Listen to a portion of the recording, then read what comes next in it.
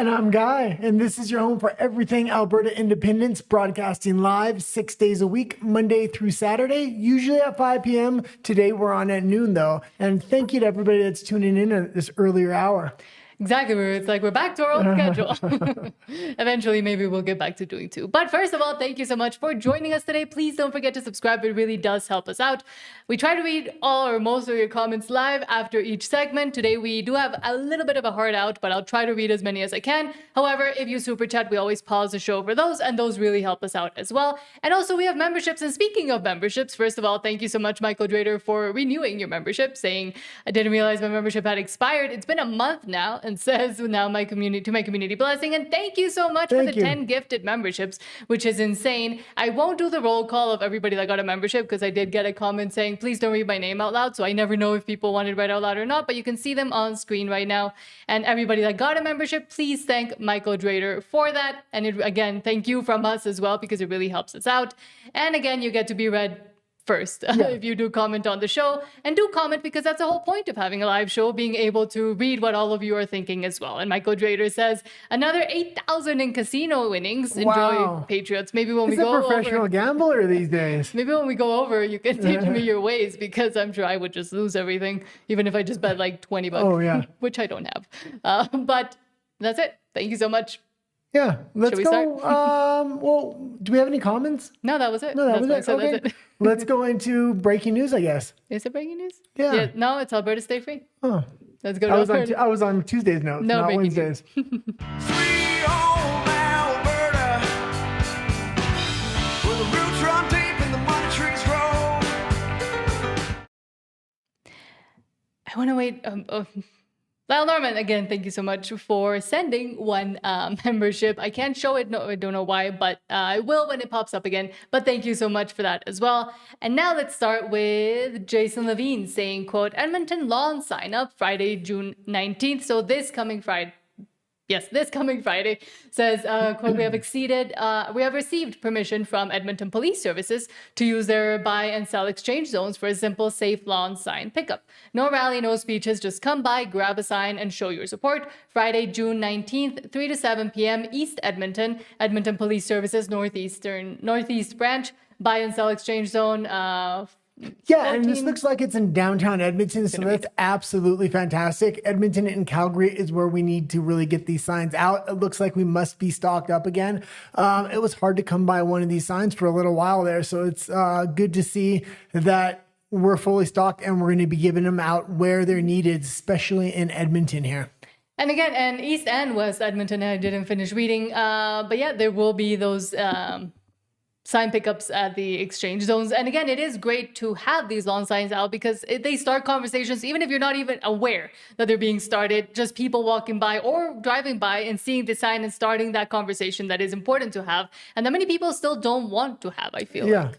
So thank you so much to Jason Levine for doing that. And again, they are accepting donations there as well. And that all goes to helping and continuing to be able to get more signs and get more people, and donations always help. But next, Chris Scott from the Whistle Stop says, quote, independence hinges on democratic will. A clear referendum is crucial, requiring more than half the province to agree. True self-determination is built on the people's vote.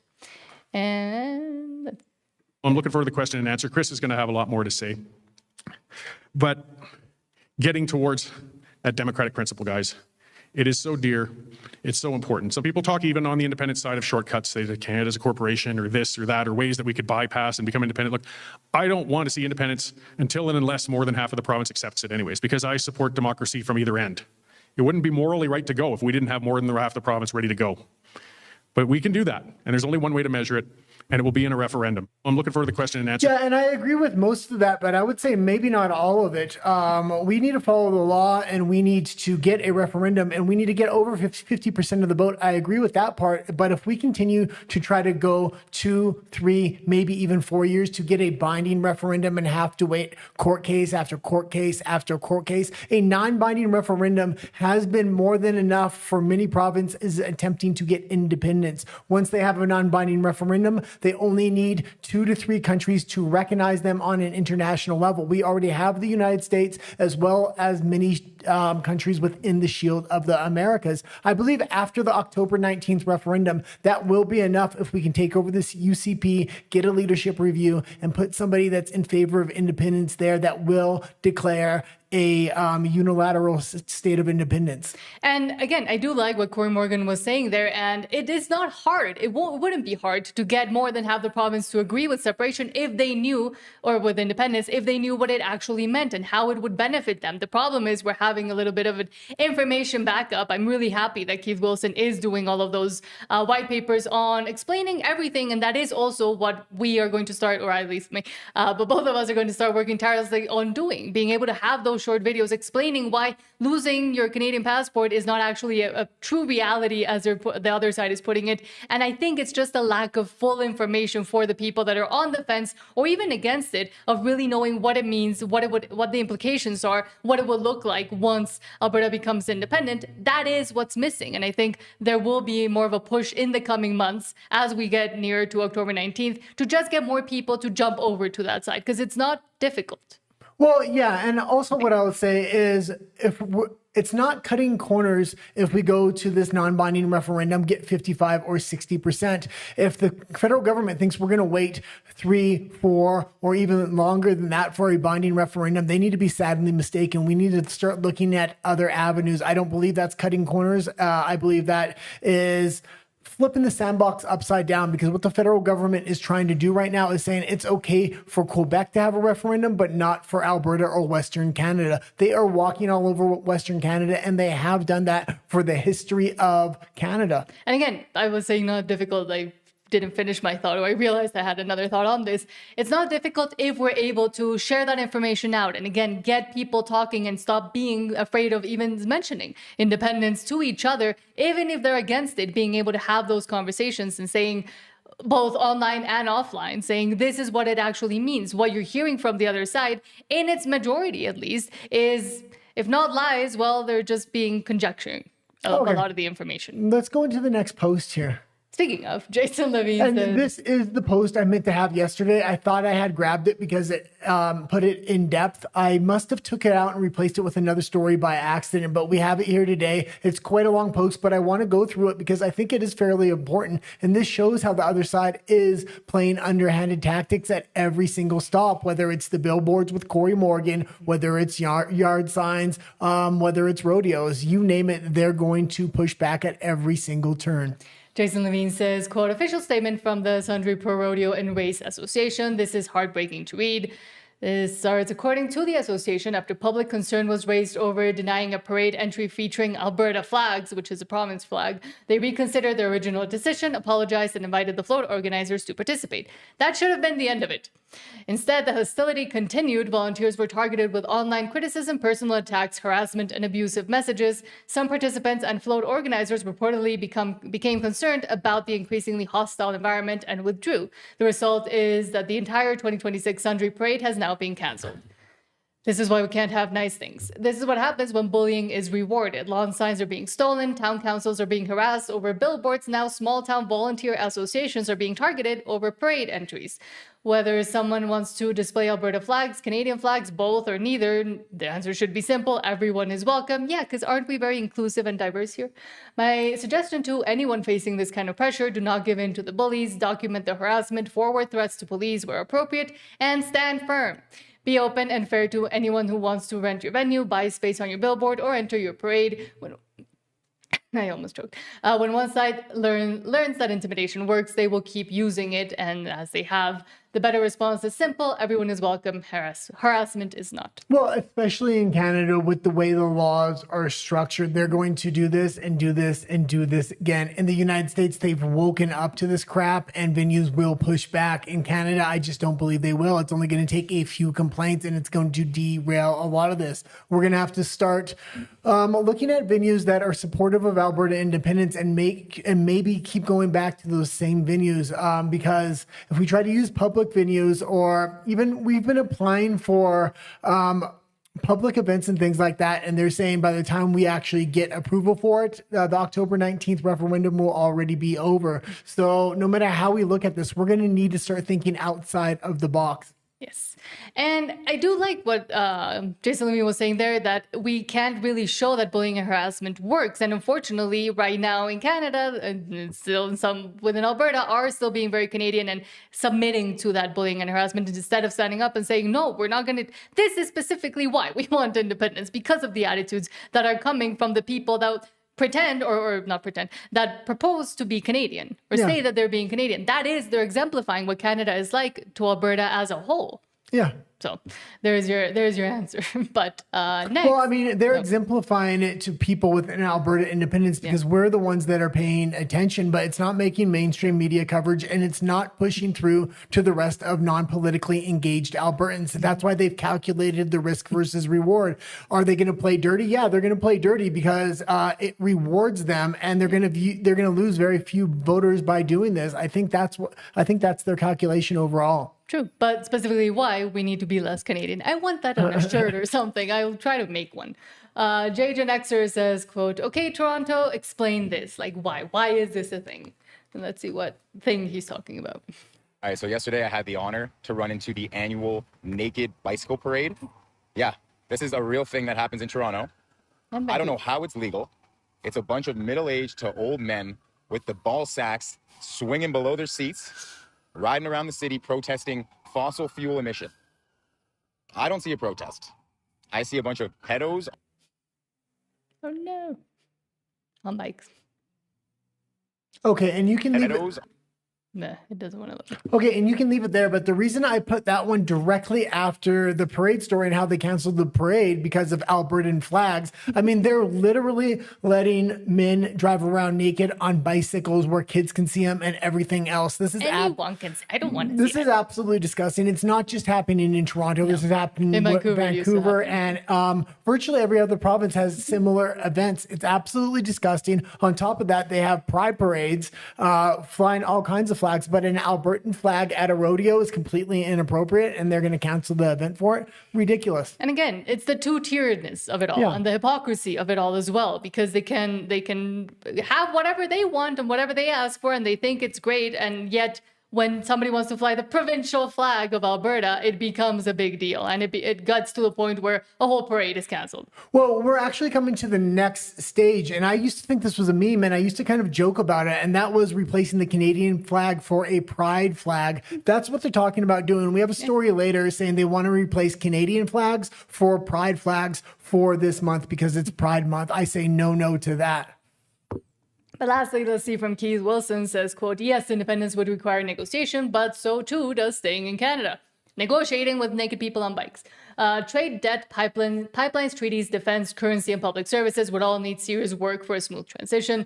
But Alberta would not be negotiating from weakness or lack of institutional competence. British Columbia, Manitoba, Ontario, and Quebec all have a real need to hope and pray Alberta will continue to supply them with critical oil and gas for their businesses, transportation industry, and heating their homes through Canadian winters, which a lot of them are not even allowed to do anymore.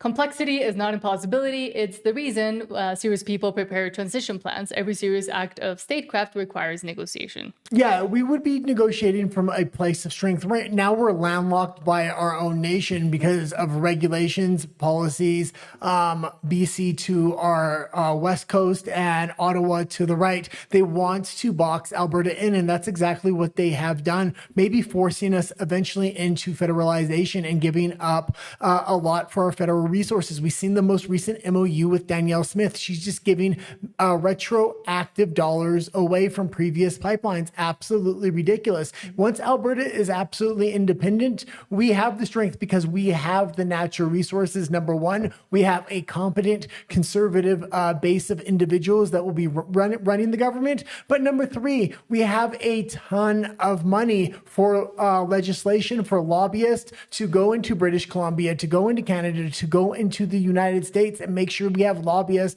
that will kind of fight for Alberta's interest. And right now we don't have that because Canada does not fight for Alberta's interest. They leverage what Alberta has for East Coast manufacturing. And that's kind of where it starts and stops at this point. Exactly. Oh no, now we're going into comments, but for some reason they're not loading again. Let me try to reload them and see if it works. Sometimes it works, sometimes it doesn't. If not, I will just read them from my phone that I have here next to me.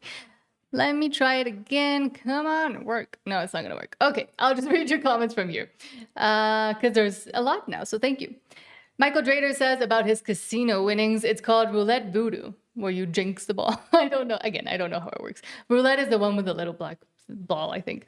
Todd says answering census questions felt creepy for some reason. And we did report on how some of those census questions were being asked a while ago, and they were insane. And I'm sure they continue to be so. And very prying on things that they shouldn't be. Sean says, I got a bunch of easy recognition countries: Somaliland, Republic of China, Taiwan, Kosovo, Israel, Venezuela, Switzerland, and says they do that in Portland too. They get around it. They get around it with an oddity of Oregon law that public nudity is okay as long as it's not estual. It's a weird law. Well, it's a law for a reason. It's a purposeful law, it seems like. Yeah, but the way they're demonizing the Alberta flag because it's the new symbol of independence and freedom, yet they're letting things like that go on, and they're even trying to replace the Canadian flag with the Pride flag in Pride Month. It seems absolutely ridiculous to me. Sorry, I was trying to bring it up again. Okay, Justin GP's one just came up now. So Justin GP says, hi folks, sorry, I just got here. That's okay. Says apparently the RCMP is allowing a parade in Sundre, mentioned during Paula and Jay this morning, but they canceled the thing because of the bullying and harassment of the volunteers. Yeah. Again, that exemplifies what staying in Canada means and the attitudes that Canada has right now, which we were kind of talking about yesterday as well. Let me finish reading some of these on my, sorry, I hate reading from my phone, but William Robel, hello, says howdy Nat and Guy, catching the show live and from the beginning again for the first time in a while. Howdy from Texas, USA. Oh, hello, thank you. Texas. Basically, our southern cousins from Alberta to the north. Philip. Well, and a lot of the original migrants that came up to Alberta were from Texas and Oklahoma. And it seems like that shared culture has sustained itself because of the oil culture and a lot of other things. True. Hold on. Philip Vespa says, disagree with Corey. It doesn't have to be non-binding. Declaring unilateral declaration of independence with the U.S. military support is the next step after the vote. Yeah, I absolutely think that. And I think a lot of people in Alberta independence are coming to that conclusion. But the only way we can get that declaration of unilateral independence is to take over the UCP and have a leadership review, push Danielle Smith out and get somebody in there that is sympathetic to Alberta independence or purely pro-independence, somebody like a Keith Wilson, I would say. And Philip corrected himself there. Says, my bad, it doesn't it doesn't have to be binding. Yeah. Well, and I'll say to all the Americans that are watching, because there was somebody from Texas, we really did appreciate everybody singing the Canadian national anthem at the UFC, at the Buffalo game before. The Canadians do the absolute opposite and boo the Americans, which is absolutely ridiculous. Shameful, disgusting behavior. The Canadian economy survives because of the Americans and because the Americans have treated not only Canada so well over the years, but also the European Union, and they all seem to be trying to turn their back on Trump right now. Yeah, well, they're all the jealous girls of the popular girl, the cheerleader, the mean girls that are jealous of the popular pretty girl. William Robel says it really only takes 50% plus one of those that vote. If the participation is only 50% of voters, then it really only takes 25% plus one. That may sound weird, but it's the truth. Yeah. Yeah, I'm really hoping we can get over 60% for the vote. Why? Because I'm not expecting to go to a binding referendum. I think the federal government is going to block us at every turn, and they're going to try to lengthen that process out to 3 or 4 years. And that's just completely unacceptable. So with this non-binding referendum, if we can get 60%, that kind of sends a message. Even though it is a non-binding referendum, we have the large majority right there, not just 50 plus one. But because my game plan involves not going to a binding referendum and just going to the non-binding referendum, I would like to see a larger percentage of support for independence. And also says, yep, if William Robel says, yep, if the vote happens and the voters affirm it, that's all it really takes, U.S. recognition. And again, U.S. recognition also comes with a recognition from the rest of the Shield of the Americas, which are a bunch of countries. Yeah, we actually need more than just the U.S. recognition. The U.S. recognition is the major one because it's to our south, and it has a lot of leverage over the rest of Canada. But we actually need 2 to 3 countries historically to recognize us. But as soon as America recognizes, like you said, the Shield of the Americas is going to get on board there. Mm-hmm. And Della, hello, says September 1st is a good day to have Albertans have Flag Day to celebrate Alberta's 121 years as a province in the Dominion of Canada. Oh, that sounds absolutely fantastic. And I will say, since the beginning of this latest push in Alberta independence, it seems like every day has been Flag Day, which is great, but we need an actual day to come out and represent. Yeah, show of force. William Abel says Canada's approval isn't required. No, absolutely not. And that's what they're trying to say at every single step. Yeah. We have to approve the question. We have to approve the time to vote. We have to approve this and that and the next thing. That's not how these other countries did it. A lot of these countries didn't have legal pathways. What they did is have non-binding referendums, and then they had 2 to 3 other countries recognize that vote, and then they were independent. Alberta can do the exact same thing here. Maisel Toad says, creepy old dudes riding in bikes around in public naked. Where are the Toronto fathers who care about their daughters? They're on those bikes with their balls on the seat because they have been completely emasculated. Well, it's been completely normalized. This has been going on for literally decades in Canada. Absolutely ridiculous. And the naked Because they're hippies. Bike parade that they have is actually not as disgusting as the pride parades that are happening in Vancouver. The links they go to there, I don't want to talk about it on stream, but I've seen some pretty lewd things. We live right in downtown Vancouver when we did live there, and the parade would go right out in front of our house. So we were almost forced to watch it every year. Speedman says the left are so crazy that a lot of people are afraid to fly Alberta flags. Yeah. But I would also say, why are we so afraid? Yeah, we need to stop being so Canadian. We need to start getting a harder edge to the movement to start appealing to younger people and things like that. Yeah. We're currently working on some ideas. You're going to see the new set probably debut on Saturday, and then we're going to start moving into more short form content, hopefully. And it's going to be a little bit different than our long form content. It's going to hopefully have that hard edge. Hopefully it's not too cringe though. Because apparently the youths and the Gen Zs and the younger millennials are all about not being cringe. And I don't care. Come at me in the comments. Saltius Maximus says, hi, better late than never. Thank you for being here, and says, can't wait to see Marco Rubio visit Alberta. Another one, his next job after Cuba. Absolutely. And I think, I really do hope J.D. Vance is the next president of the United States, and maybe Marco Rubio, the vice president. After seeing J.D. Vance on The View most recently, and those girls absolutely hate him. They went at him hard. He just chucked it off, did it with a smile. Yeah. He was winning voters over there. He's going to be an absolute nightmare for places like the European Union, Canada, and things like that. They can demonize Donald Trump to a certain degree. It's much harder to demonize a J.D. Vance, I believe, because he's very, very articulate, and he understands the counter talking points and how to pitch that in a debate. Yeah. And Sean says, I thought it was cold in Canada. Naked bike riding seems ill-advised. Well, their balls are small enough anyway, so it doesn't really matter. But now, speaking of, let's go to Alberta Politics. He doesn't discuss federal politics. He only concerns himself with Alberta's independence. And let's start with, as you were mentioning, again, we might actually be getting a Canadian flag. CTV National News says, should the rainbow replace the maple leaf during Pride Month? At this point, it's basically the same thing. The fact that this is even a discussion is absolutely ridiculous. I read through the full article. They actually had a video article attached with this for CTV News. And the general consensus was, oh, no, we shouldn't take down the Canadian flag. We should fly both of them equally. A lot of people were saying all year around. Absolutely ridiculous. The provincial flag and the Canadian flag should be it. That flag right there, that pride flag, is a highly politicized flag right now, and it should not be flown there. And the way they're putting it in schools and putting it in other venues, it's not called for in any way, shape, or form. We used to live in downtown Vancouver, and that flag is literally painted on churches, on almost every church in downtown Vancouver. And it's the one with the brown pride flag, the brown and the black stripe. So it's not the Christian flag. They're trying to replace the Christian flag with the Progress pride flag in churches as well. And the PDF colors too.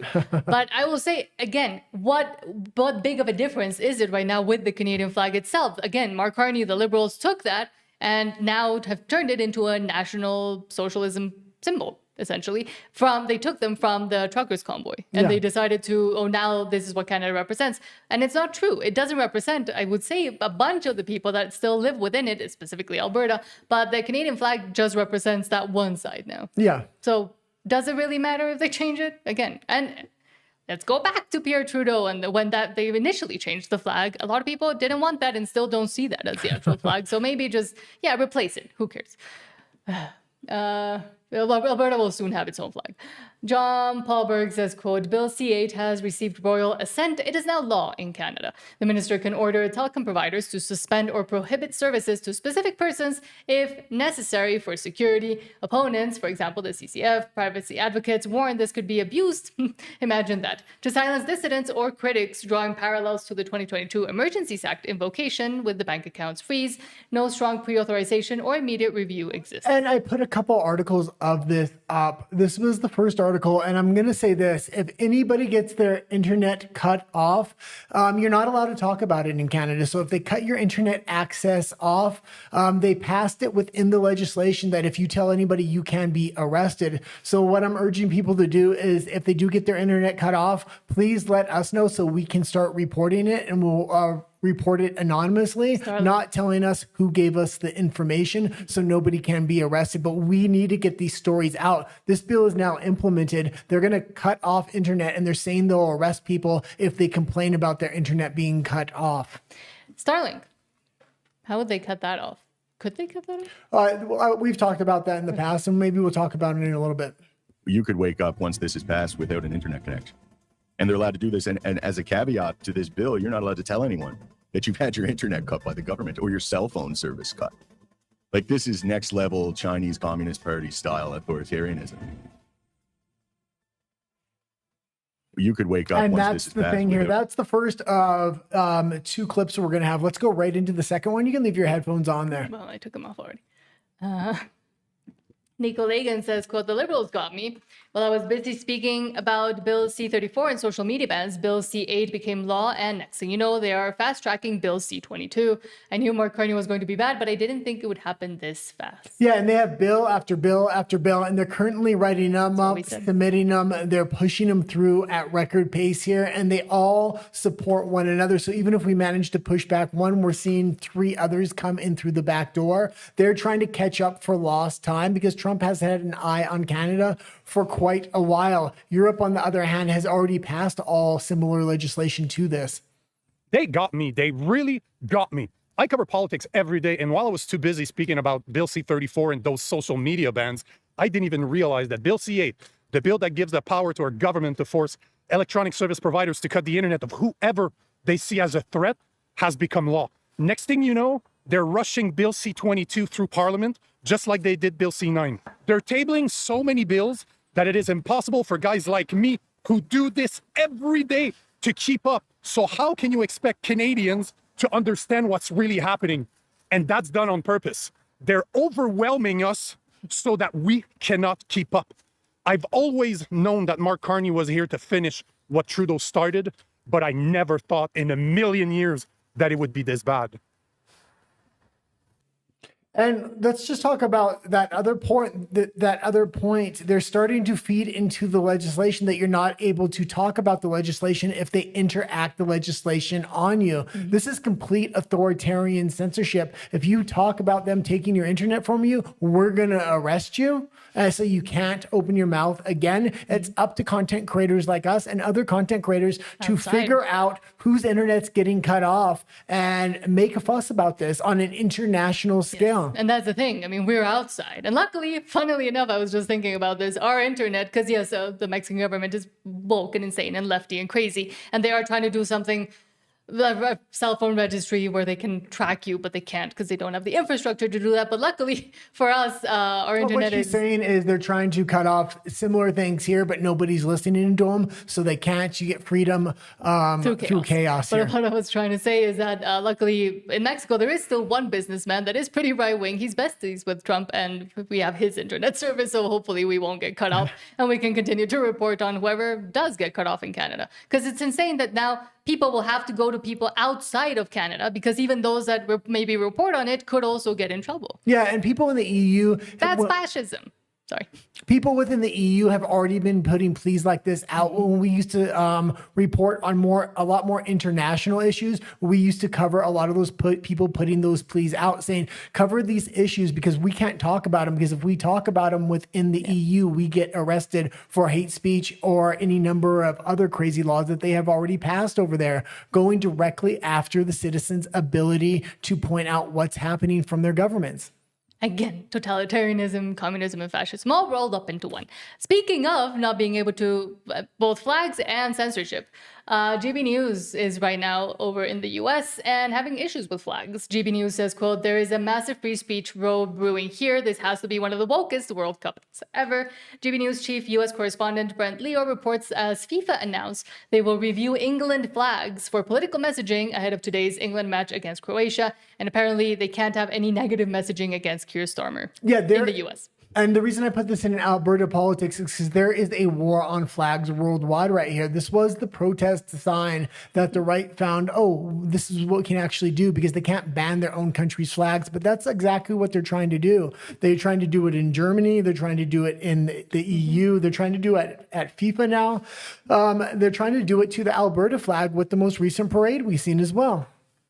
Though there is some controversy, Alex and Ellie, because despite all the jubilations, the beers flowing today, there was an announcement, a revelation a bit earlier this evening that FIFA would be reviewing England flags going into games which were over a certain size, because the rules are, according to FIFA, not the US government, that any political messages on flags were to be banned, they'd be confiscated at the stadiums, and any fans found to have any political flags, such as Keir Starmer is a so-and-so, as we saw at the warm-up game in Florida, Orlando, a week or so ago, they would be kicked out the stadium. So there's a massive free speech row brewing at the moment about that. The controversy now is, of course, the flags. Many people I've spoken to this evening saying, look, I know it's an England game, it's World Cup, it's football, but they wanted to bring their flags in. They wanted to sing the songs holding the Labour government to account in the colourful way that England fans have been doing, and now they can't because they're being threatened to be booted out the stadiums. And I have to say as well, I hate this word. I hate the word woke. It's used too much. But so far, this has to be one of the wokest World Cups ever. The banning of flags, the water breaks, the hydration breaks at 25 minutes for every single game, regardless of whether there's air conditioning in the stadiums or not. Because let's be honest, it's not about hydration. It's about money and commercial breaks. As soon as those hydration breaks kick off,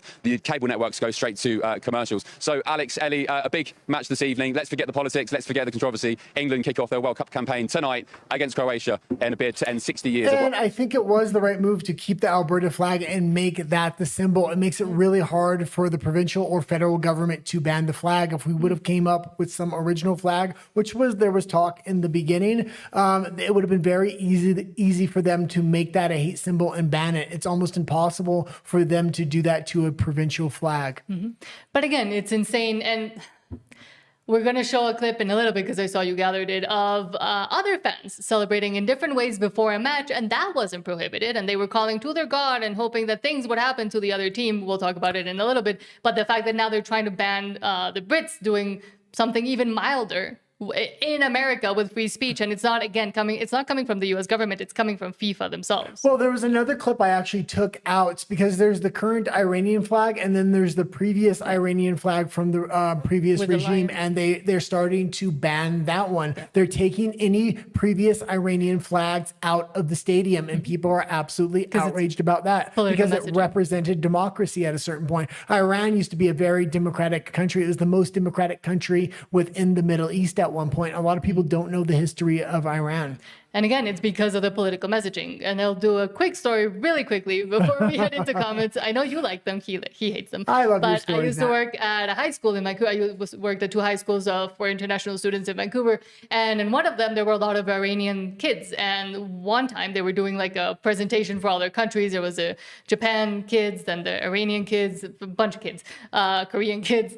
And the Iranian kids, one of them wanted to bring in the older flag with the lion that it's more representative of democracy before the other regime came in, and the other side, the other kids, wanted to bring in the actual flag, because they were like, this is a real flag, and it came to blows. They ended up punching each other, so we had to suspend both of them. Yeah. That's like, again, it just reminded me of that. But now let's go to your comments. Still speaking about flags, Sean says that's not the rainbow flag, that's the Pride Progress flag.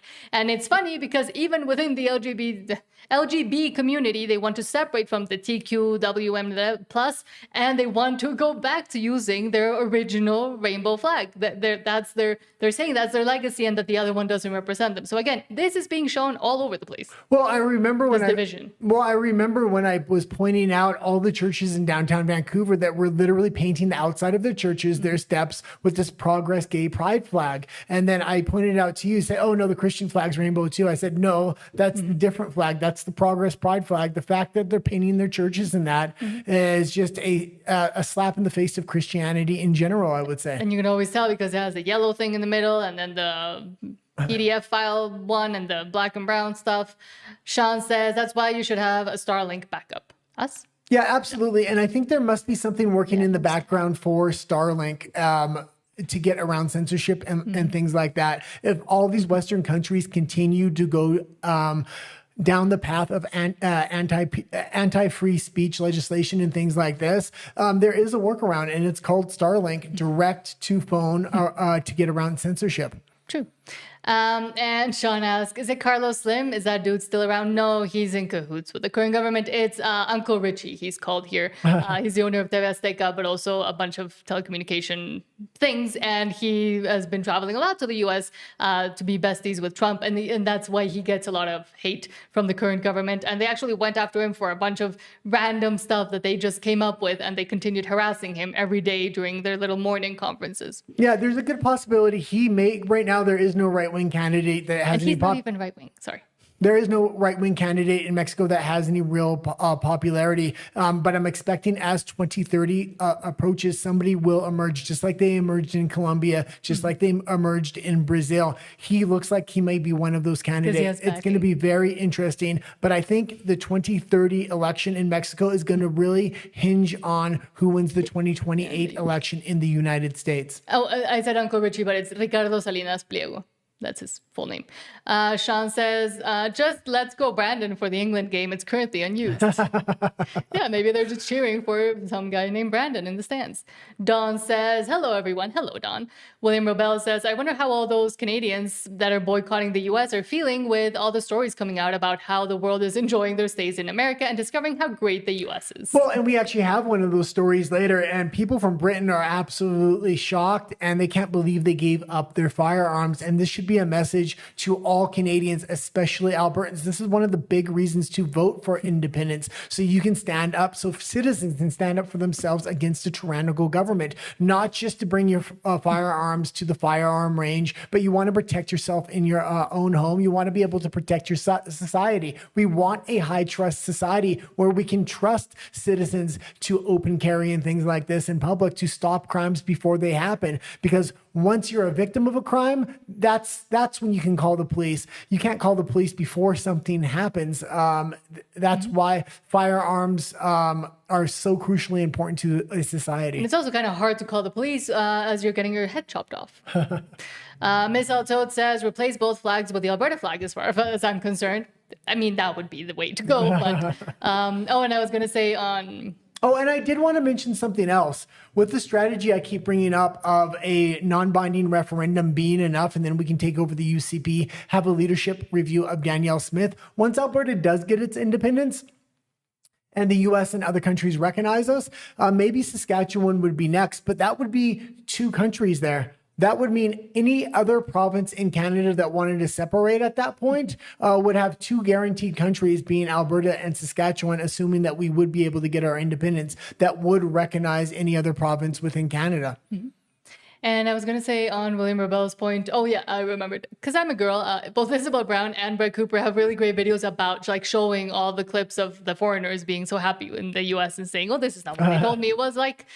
Satis Maximus says, you will be oppressed and you will be persecuted if you talk about it. Crazy. Exactly. And says it's not just freedom of speech. They are going after freedom of reach. Exactly. And that's why they also want to be able to censor and cancel and go after the people that speak out against it. They're going far more than that, especially with AI. They not only want to make sure messaging doesn't get out for counter-programming towards globalism, but they want to make sure they know the in-depth personal profiles of each individual, and then they can have AI hit them with propaganda so they can guarantee new voter blocks constantly coming in. That's why they want to ban 16-year-old and under from getting access to political information, and then they want to lower the voting age simultaneously to have 16-year-olds vote. I mean, it's obvious what they're trying to do at this point. Yes. But now, speaking of, let's go to Alberta Personalities. But they need to understand that Albertans are done. We're leaving, and there's no more conversation to be had. I know that's upsetting to people. For Men Wokeness, Oh, this was a good video. British man realizing things.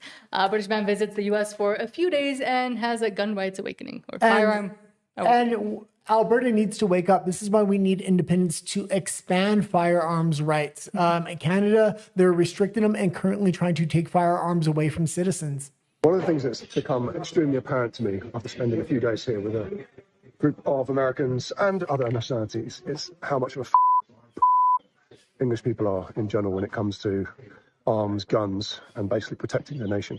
We've been totally pacified in the UK, and through removal of our arms, our right to bear arms, it's caused a big problem for us. And now our government is basically turning into this absolutely tyrannical, feminine leadership that's gradually eroding all of our rights. And there's really not much we can do about it. One of the things that's become...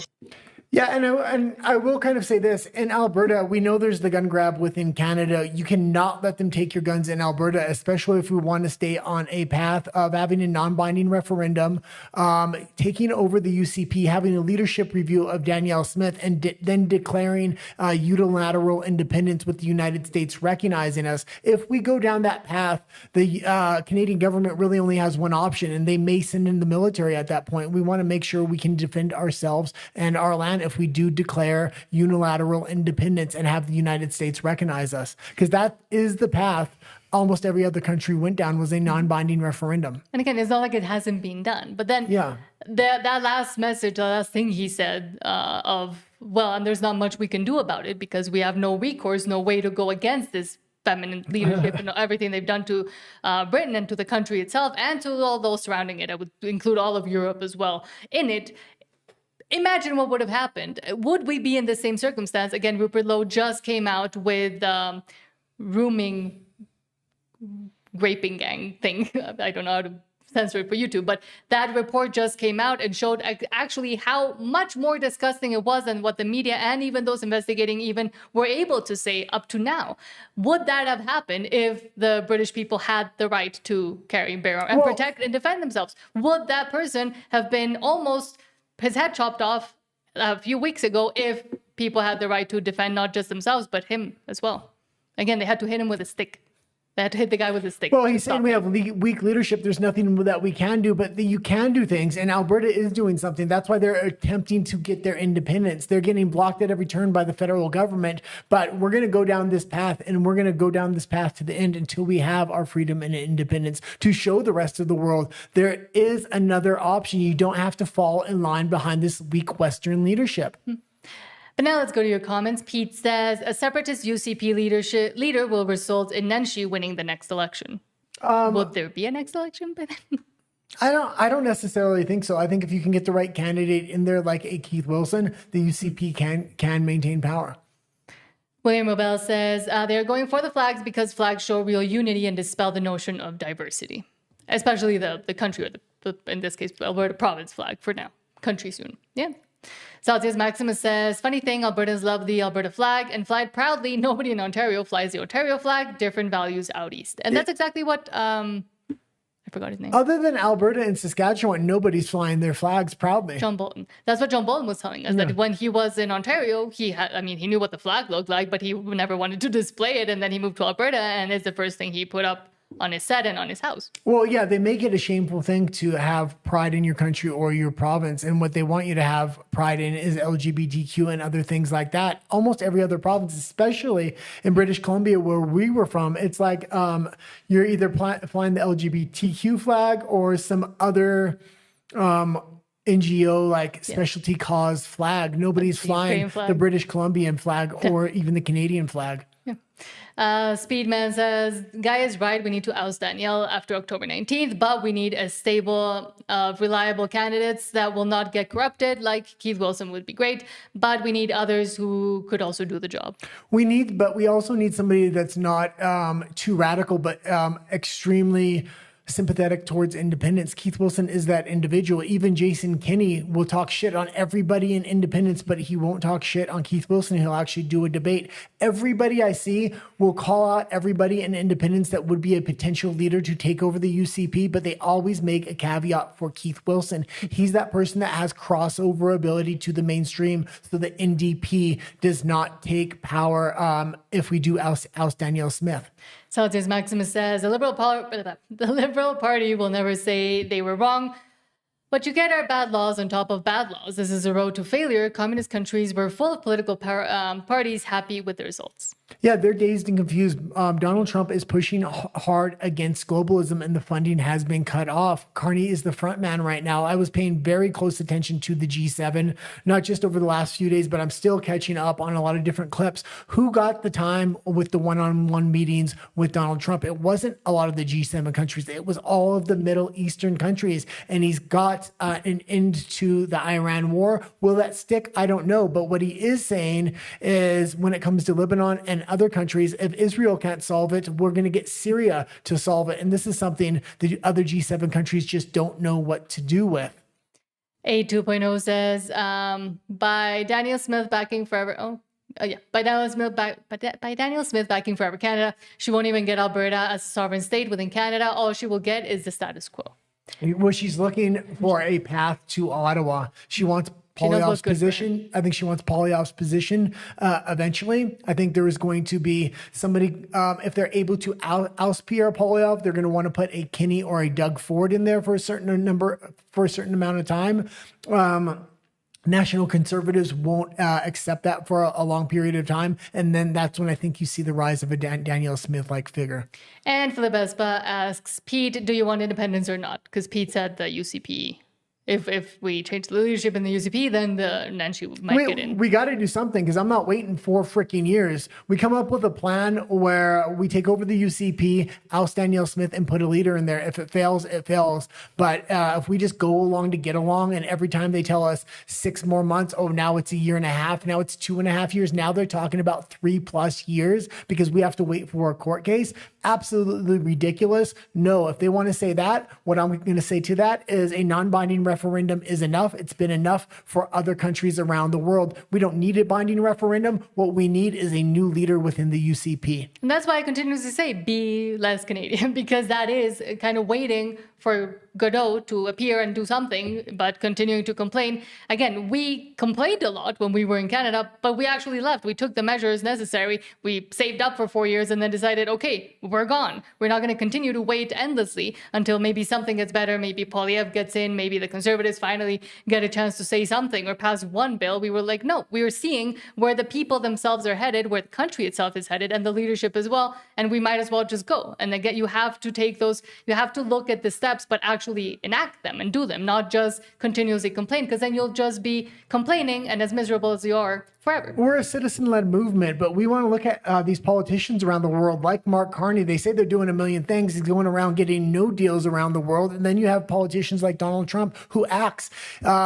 You might not like everything Donald Trump does, but overall, I think he's pushing back in a good way. And he's giving breathing room to a lot of citizen-led movements like Alberta Independence, like other movements in the EU to have breathing room to push back against these weak governments. And that's what our citizen-led movement needs to be, is a movement of action, not just accepting everything the federal government is going to tell us. Otherwise, we're going to be pushed back, and pushed back into non-existence, just like the National Conservatives. 3 more years so you can vote harder for Pierre Poilievre, who may or may not win that next election, who may or may not even be there to try to change the country at that point. And how it's happened before with the independence movement itself. Let's not forget, this has been going on since the 1900s. Alberta has wanted independence since the 1900s, and yet here we are. 2026. But hold on, I'll give Pete his right to reply. Pete says, no, I'm kidding. Pete says, I'll be voting yes. Do I believe we'll get both referendums prior to the next election? No. I'm trying to be realistic. Last election, the UCP got 900,000 votes, but the NDP got 700,000.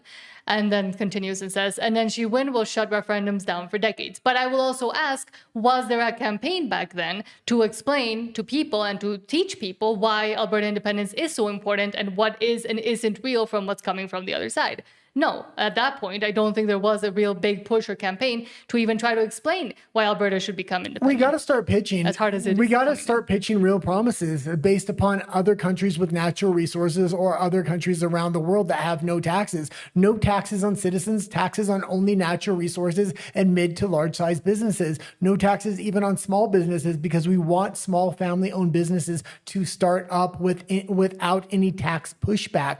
This is what we want from our citizens. We want one household to be able to support a family. How do you do that without raising wages? Well, you get rid of taxes, and that gives you a lot of money in the household so one parent can stay home. And if we can get to the youth and we can explain to them right now, if you stay within Canada, you have no opportunities. You live in your mom's basement for who knows how long, hoping one day maybe she'll die and you'll get the house. And by then, hoping that the value hasn't gone down to the point where it already has gone down at this point. So right now we have that critical mass, and we can gain more of a critical mass of people at least considering it or thinking about the reality of an independent Alberta if we can explain it to them in a way that X group will understand it, and then the young people will understand it, and that the older people will understand it, and also demystify a lot of the things that, again, are coming from the Forever Canadians, like the passport thing, like the landlocked thing, like a lot of the things that will come in those white papers from Keith Wilson. And right now is when we can do that, because there is that movement and there is that emphasis on at least having the conversation. I don't know if we continue to wait and wait and wait, as you say, we will be able to have that critical mass and that push and that actual support from more engaged citizens. We need to have hard-hitting promises that we can absolutely deliver on, that aren't just pie-in-the-sky promises. When we talk about no taxes on citizens, the federal government acts like that's a pie-in-the-sky idea. When you look at the amount of natural resources Alberta has and the technological advantages it has and the placement in the world that it has compared to other countries around the world that have no taxes on citizens, and there's well over a dozen of them, Alberta can make that promise and can deliver on that promise. And what's the federal government and Ninchi going to say to that? No, people want taxes? No, absolutely the opposite. And there's a lot of things that come with that when you take away taxes on citizens. Citizens can now open businesses. They can now afford houses. They can now afford to have one parent at home to actually raise a family. We can reverse the birth rate. I think a lot starts with no taxes on citizens. And that's where our movement kind of needs to start. Well, and then she will go with the whole, well, but how are you going to pay for the police force and for the free healthcare and for this and that? But there's all those things have already been solved in other countries that don't tax their citizens. Pete says, you see the chance of the second referendum by splitting the UCP. October 19th is non-binding, therefore meaningless. Yeah, well, we'll kind of repeat that. Sorry. You see the chance of the second referendum by splitting the UCP. October 19th is non-binding, which makes it meaningless. Smith will not have another referendum until after the 27th election. Okay, I think that's a defeated. Me personally, that's the attitude that I had when I thought the second referendum would happen within the year. They're now talking about a 3-year timeline. I think that's a defeatist mentality. We need to come up with a game plan to take action after October 19th. That involves taking over the UCP and having a leadership review of Danielle Smith. I believe if we're willing to wait 3 years, you're going to see that critical mass of citizens dwindle out of Alberta, number one, and you're going to see mass migration come into Alberta, which is going to make that second referendum extremely hard if we even ever get that second referendum. It seems like we're playing the federal government's game at that point. I think the non-binding referendum is enough to declare unilateral independence at that point, and it has been enough for plenty of other countries around the world. And if we can get it, Pat, like to the critical point of 50+1, essentially. But yeah. Mm-hmm. Speaking of, let's go to Alberta's Canada. Then I'll continue reading your comments just because we do have that hard out and we're approaching it. I'm angry. I've had enough of these people. Let's start with Ryan Gertison says, quote, Carney gets asked why he never had a bilateral meeting with Trump. He says to not look too much into that. He had a wide variety of conversations with him. Yeah, when he was whispering in his ear, the economy, his birthday, and absolutely nothing regarding a trade deal. He claimed he was master negotiator and only good during a crisis. He was literally before the meetings running up to Trump, bending over, whispering in his ear, and he's talking about, he's discussed things with him. And there was like 4 or 5 clips, and each one of those clips dealt with the issues he's saying here. But those aren't meetings. Those aren't any way to conduct any actual business. He's not getting a deal here in any way, shape, or form. Once the USMCA crumbles or goes to a year-on-year review, this is going to help Alberta independence tremendously, I believe. I wouldn't take a big message from that. I had 7 or 8 discussions with President Trump over the course of the last 36 hours. I'll have more today, wide range of subjects from the economy, relations, his birthday, artificial intelligence. And Vladimir Putin called Donald Trump on his birthday. They had an hour conversation. Xi Jinping also called him on his birthday. And what did they do with it in that hour phone call? They were able to resolve the Iran conflict. Now, is that a permanent resolution? I don't know, but they got a deal signed. And Mark Carney should have a better relationship with the United States president to calm than Vladimir Putin or Xi Jinping. Yet he can't seem to get a deal done for the USMCA. Again, he is the crisis. Ukraine, obviously Iran, the aspects of the deal and the next steps there and how Canada can help. And good discussions with the president. So I wouldn't take a big message from it. I wouldn't take. Yeah, and I've also been watching all the Middle Eastern countries who got one-on-one meetings with Donald Trump behind closed doors as well as in front of the cameras where they talk to reporters. These G7 countries didn't get them because Trump is pushing back hard against globalism and the G7 right now. We have a clip where I had the comment I wanted to do. So wait for that one. But in the meantime, CTV News reports that Statistics Canada report shows recent immigrants closing the homeownership gap. So this should be citizens. Only citizens should own homes, period. Not corporations and not immigrants. Once you're a citizen, you have the right to own a home. And this keeps home prices down because it keeps out speculation from foreign investors trying to hide money in Canada. Literally Vancouver. Like that is what happened in Vancouver. And they tried to stop it. Then they completely fumbled that. And then they just let it happen again. Absolutely. So the prices went back up. And again, creating a market that is impossible for the young people that actually want to be productive, form families, have a future to be. And that's why we see the people in universities tell Ali Continental that they would take a job in the US tomorrow if they were offered one. And that's why I think it's so important to use this critical mass we have right now and to explain to those young people, you don't have to wait to get a job offer from the US. If we can make Alberta independent, then you can actually participate in having those opportunities available to you within a new and independent Alberta, which is again why we shouldn't be waiting those next maybe potential 3 years, because those people will just leave. They'll just find jobs in the US and leave, and we will lose that critical mass. Sorry, I wanted to say that from the other conversation before, but Liz Churchill says, the media and Democrats lied to your face when they said that Antifa did not exist, of course. James O'Keefe's media group discovered that one of their comrades was an OpenAI employee. Oh, look at that. By infiltrating their Signal chat. Well, and I remember this article I grabbed now, and there was a reason I grabbed this. I mean, this was years ago when I was living in Vancouver, maybe 8 or 9 years ago, and I was talking about Antifa, and Antifa doesn't exist. I was having an argument with somebody at the bar because I was a bouncer at a bar. Antifa doesn't exist. It's all made up. They have their own flag. They have their own organization.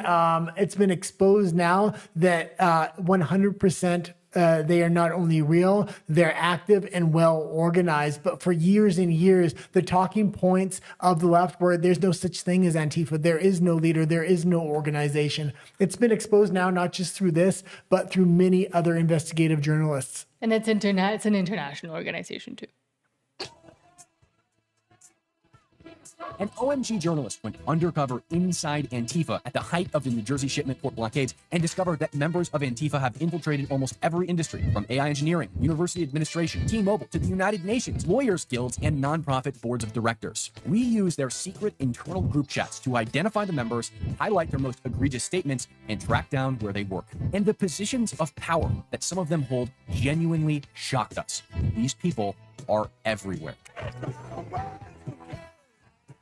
Okay, and you can leave it there. And when we used to volunteer with... Go watch it with James O'Keefe. And we used to volunteer with Billboard Chris, and Antifa would go after him on a regular basis. They broke his arm one time when he went out to Montreal to do a protest there. Oh, I had to run away from them. I dropped a microphone. I got spat at. I got told I was a colonizer, and I told them I'm Mexican, and they were like, they didn't believe me. So they were asking for my passport. It was a wild ride. But it is insane that they said for so long. And again, that is the MO of communists, which is why we have seen these changes, this institutional capture, not just in the US, but in Canada. And in Canada, it's still allowed to continue and nobody questions it, because if you do, then you're fired, or again, you're under threat, essentially, by these same people that gain those positions of power on purpose so they can continue to run things. But there was another investigative report that had shown that there was Antifa members within the Canadian military as well. That was last year. I think we reported on that. They were probably trans and needed tampons as well. But LawsDB, speaking of tampons, says the man that gave 13,000 suspected Muslim grape gang members and PDF files warning letters instead of jail and deportation, and that covered up the Muslim grape gangs says those speaking up against them and importing grape gangs are the problem. You know what I really feel, though, at the moment is the country feels so volatile and so divided at the moment in a way that I actually don't recall for the entire... I'm 49. I don't remember the country feeling like this. What are you going to do to change it? I think this is the defining issue in politics at the moment. I think it's... And this is the problem, especially with women voters. The vote for safety and security, I feel so divided. I just want there to be calm. Sometimes you're going to have to go through the storm. You're going to have to fight. Otherwise, on the other side of that, when there is calmness, you have lost all of your rights, all your freedoms, and your independence. And that's why Alberta is fighting, and it's not going to be easy. But when you see... I see a lot of people, especially a lot of women, talk like this. I just want there to be calm. Things shouldn't be like this. It's like this because they're trying to take our freedoms. And it's like this because we've let it get like this for the longest time, because we were trying to be nice and empathetic and female and feminine. It's less left-right in politics. Yeah. It's between those that want to pull people together and believe in the British spirit and those that want to tear it apart. My own view is that the vast majority of people in this country are reasonable, tolerant, live and let live, diverse, and given half the chance, we will help each other out. There are extraordinary acts that people do for other people, but there are also the everyday acts in every village, in every town, in every city where people look after each other. Against that, you've got forces that want to tear our country apart. You saw it in response to Henry Novak, this terrible killing of an 18-year-old, which again, with a boy of 17, really, you know, I felt very strongly as a human being. I met... He's going to go on to say he met his parents and his grandmother and whatnot. His policies is what led to this, and not just Henry Novak. There are dozens of kids just like that and thousands of incidents just like that. It is systematically trained into the police force, the conduct that happened that night. His father, his mother, and his stepmother. But the idea that some politicians, rather than saying, what's the problem here and how do we fix it, looked at it and said, what's the problem here and how do we exploit it?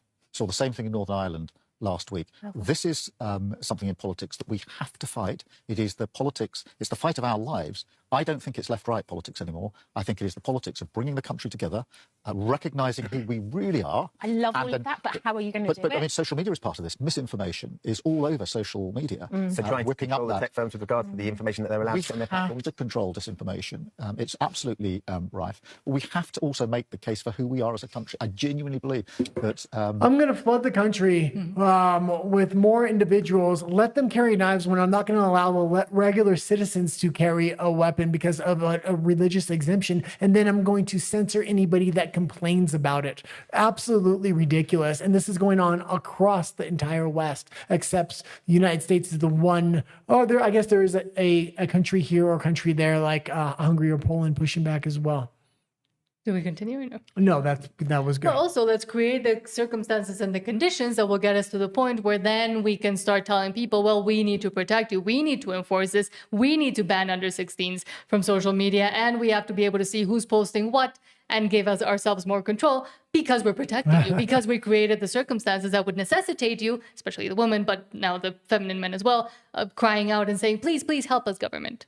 Oh, and she keeps saying, well, what are you going to do to fix this? And his real answer is, I'm going to take your freedoms and your independence. Yeah. And then you're going to be happy again because the daddy government's going to keep you safe. Absolutely ridiculous. But now we'll go to comments before we head into Alberta and the we'll just do the comments and that will be it. We have some repair people coming over to fix some things on the house. So I wanted to do Alberta. Okay, fine. We'll do that section tomorrow. Lyle Norman says, Carney is not a master negotiator. He is a master debater. Master debater. And I mean, just for himself, essentially. Or what they call Keir Starmer. He's a wanker. You're not supposed to say that on YouTube. That's why I said it like that. But A 2.0 says, the East hate Danielle. She is delusional. If she wants to, that's her next plan. But it is. Yeah, well, and I think she sees an opportunity in replacing PP because PP is not doing so well. But that's not necessarily true. Yeah, it's true that liberals are going to hate her. Liberals are going to hate any conservative they put up. But conservatives, she polls very, very highly in the East and the West amongst conservatives. In Alberta, her poll numbers might be dropping a bit, but outside of Alberta, she's probably the most popular conservative after Pierre Poilievre. Yeah. And I mean, you can find glowing videos of ours from 4 or 5 years ago when we started the channel talking about Danielle Smith and the policies she wanted to implement, not 4 or 5, 3 or 4 years. 2 years ago. Saltius Maximus says Danielle Smith is tainted in the East. They branded her a traitor when she met with Trump. The liberals did. The liberals did, yeah. But I think a lot of people do look at her and say, oh, she's actually doing something. Yeah, she's doing something. And she's able to pitch what she's doing, especially when people don't know Albertan politics in depth, that she's actually not doing anything. She's making promises and not delivering on those promises, like bringing the CPP to Alberta and making it the APP or having the Alberta sheriffs. Yeah, she gets the ball rolling to a point and then it just stalls out. Well, and then she has to ask the people if that's what they actually really wanted when they voted for it. Yeah. With more and more referendums. Philip Vespa says, you see it all leverage if we worry about the NDP winning. Saltius Maximus says, as united UCP under independence is the only way there will be a subset of people who vote left that may take the chance on independence. They are swing voters. Okay, well, also, if we attempt to take over the UCP, oust Danielle Smith, and maybe put somebody like a Keith Wilson into power, and that's in a timely fashion and can result in the independence of Alberta, or the other option is potentially wait 3 years like Danielle Smith and Mark Carney are saying. Are you willing to wait the 3 years? And do you think if you wait the 3 years, you're not going to be flooded with migrants and massive amounts of citizens that would vote for independence will probably leave in that amount of time? That's kind of what you're weighing here. Now, I know a lot of people will say, well, it usually takes about a year for a court case to get settled. Yeah, usually it does. This one's going to be delayed. And as far as calling the binding referendum, that objection hasn't even took place yet. Once that happens, that's when the clock starts on that. So that's another year and a half. William Robel says, and again, let's remember, William is in the U.S., says, I think that an NDP takeover in Alberta sparks armed revolution, a.k.a. the American path to independence. I mean, William would know. And again, he's in Texas. So Saltius Maximus says, there will be no federal conservative government with the Doug Ford mutiny. The party is divided. Yeah. And again, exactly, the conservatives are essentially just holding their parts and saying, oh, we don't know what we're going to do, and dividing themselves as well. The conservatives are toast in Canada. They just don't want people to know that right now. They're basically controlled opposition. And why do I say that? Because we do a new shows where I look at the numbers every year. Literally about 250,000 people per year are fleeing Canada. Most of those are conservatives that lost hope like us. But when you're having 250,000 every single year flee Canada, most of those conservatives going to the United States and Mexico, you're losing your critical mass of individuals that can win you a federal election. Alberta still has that critical mass. And this is why I'm saying we can't wait 3 years for a binding referendum. We need to have a plan. So while we still have that critical mass of individuals, we can get our independence. Because there will be people, especially the young people, that still want to make something of their lives that will say, well, I'll just leave. Like that's the best opportunities are elsewhere. I'm going to go find them. I'm not going to sit around and wait forever. The National Conservatives should be a warning to Alberta independence, what you don't want to happen. You don't want to be told to wait 3 years and just vote harder to make some kind of petty change. No, we want revolution because we want freedom and independence. And there was a path laid out for that. And that's what we're trying to take. Philip Vespa says, we don't need 2 referendums. That and Guy just explained it.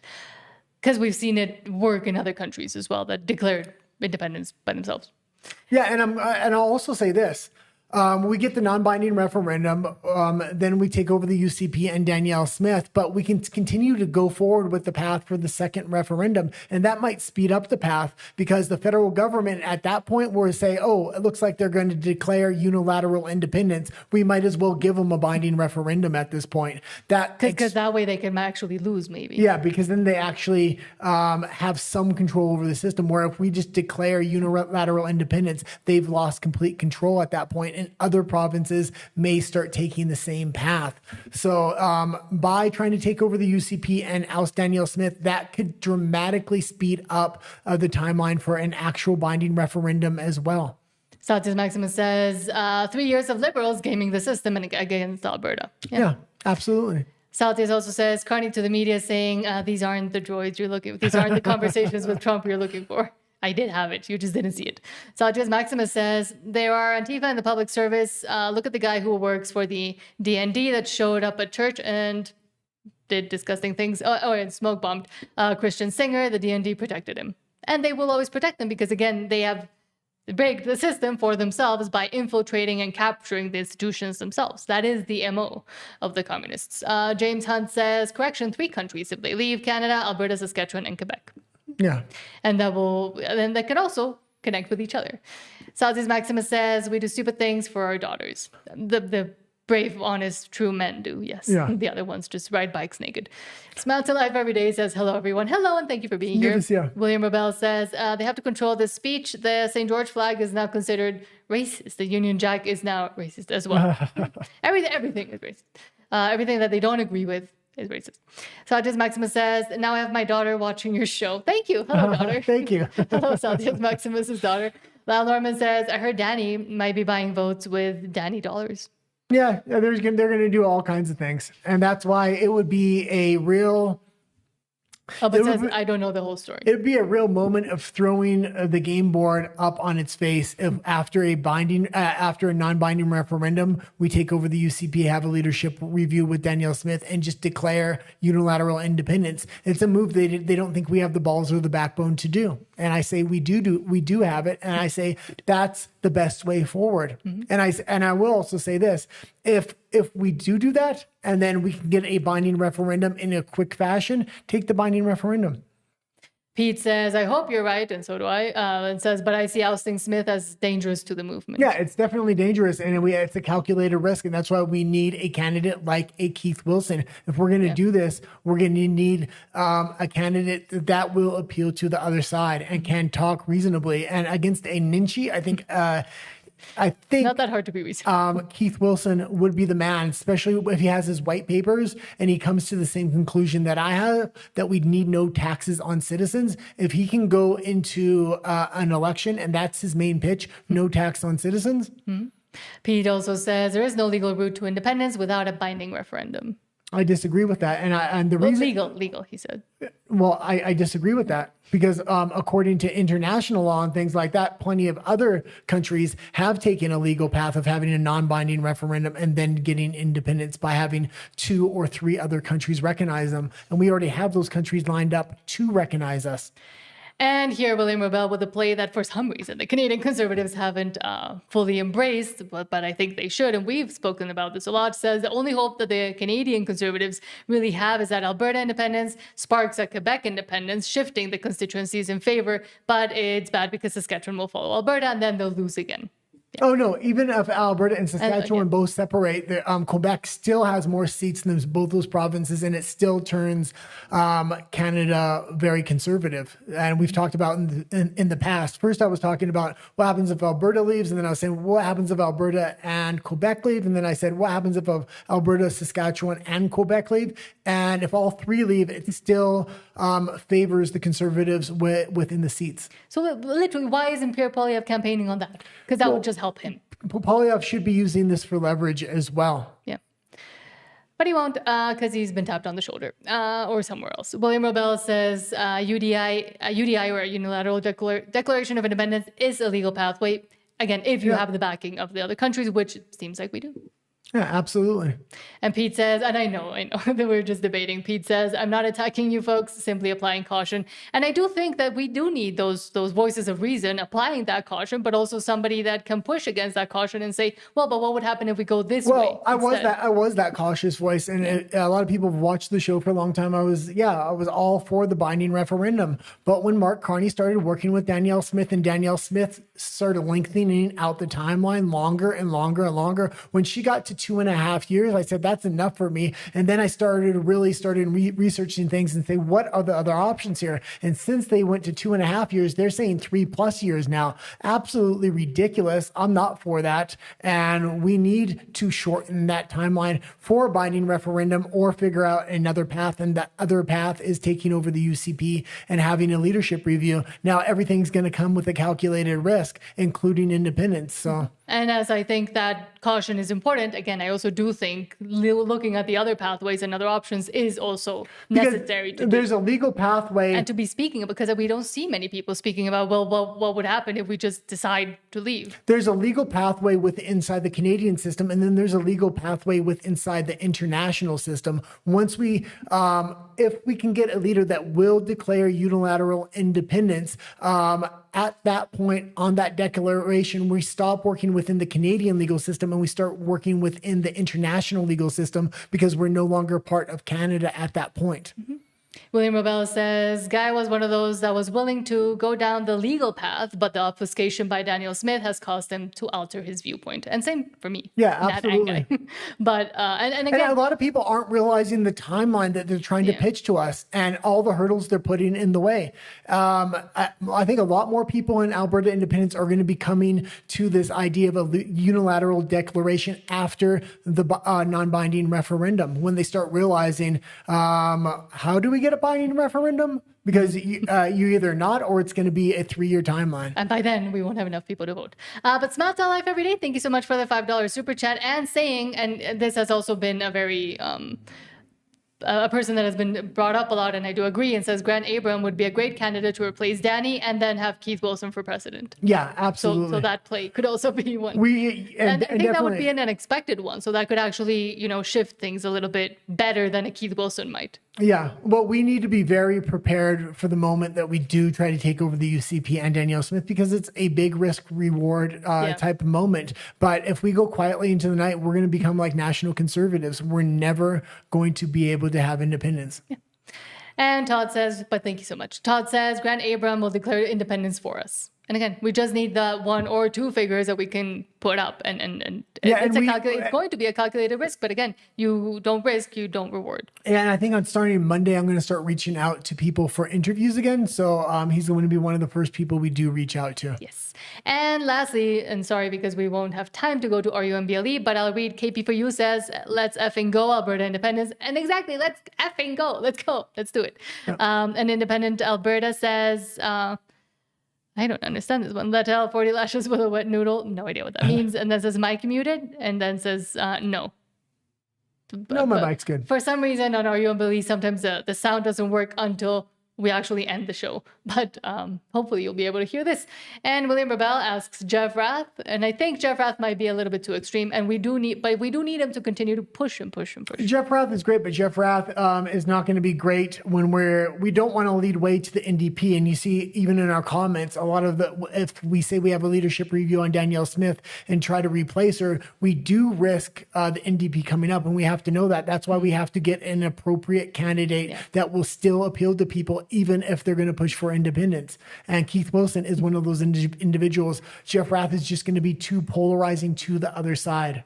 And Pete says a unilateral declaration of independence without a majority consent will fail. But again, if we can get on that first non-binding referendum, 50+1, and as Corey Morgan there at the beginning was saying, we do need the majority consent, 50+1 being the majority consent. This is why I'm not for 50+1. And this is why I'm saying we need 60% or more, because then it's really hard for the other side to start arguing. They're going to argue, well, you have to wait 3 years for the binding referendum. I say, we already got 60%. It's not like we got 50+1.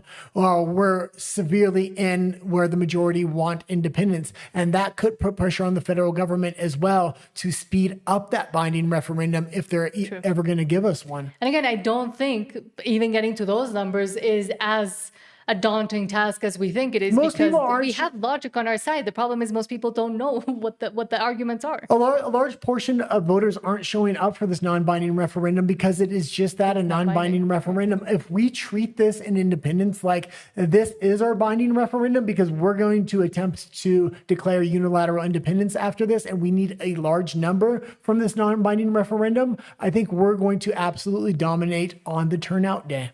Hopefully. But Pete, thank you so much for having the debate. And again, I do think these are the conversations that are important. And this is why I love reading the chat as well, because this is where the ideas come from and where the okay, being we able have to to go talk, because the repair guy's coming now. being able to talk to each other comes from. We'll see you tomorrow. We'll continue the conversation tomorrow with the segment we didn't do as well. Thank you so much. 5 p.m. 5 p.m. tomorrow. Tomorrow I will also be on WDW Pro at 10 a.m. Mountain Time to talk all things entertainment if you want to catch me over there. Adios. Have a great rest of your day.